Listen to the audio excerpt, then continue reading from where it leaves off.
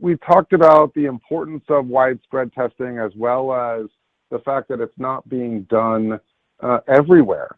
And in the Boston area, I think we're pretty fortunate that the medical community here is in general really good and excellent training.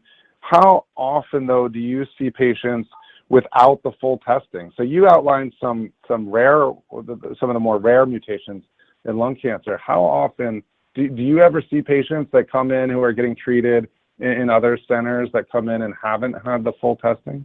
The short answer is yes. I mean, we still see it, and you know, I think it's you know, when I speak to you know, docs throughout the country, I think people know that genotyping needs to be performed.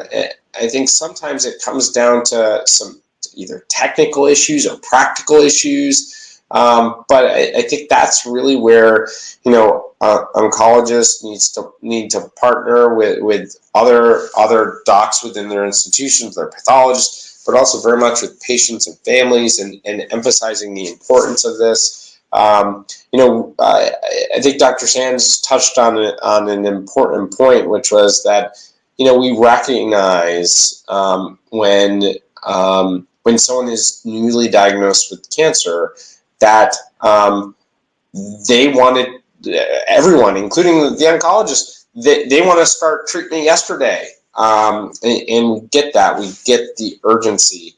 You know, I think we need to do better at shortening the turnaround times for gene testing to help get people started faster. But I agree with Dr. Sands. It's you know, I'd much rather start someone on the right treatment than the wrong treatment fast.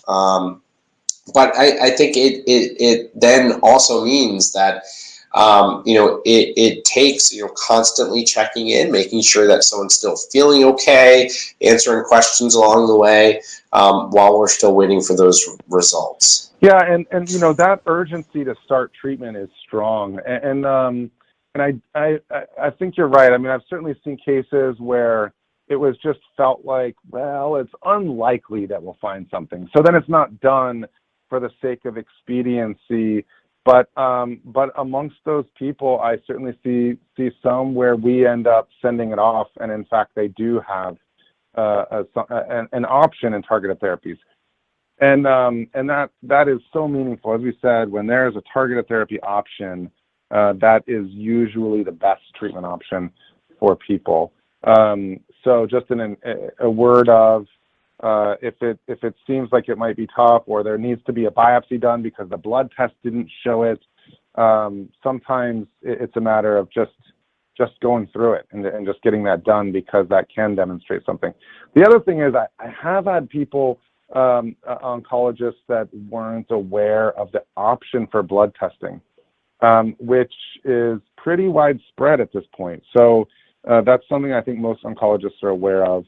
But if the biopsy would be tough, or if there's not enough tissue from prior, sending a blood test.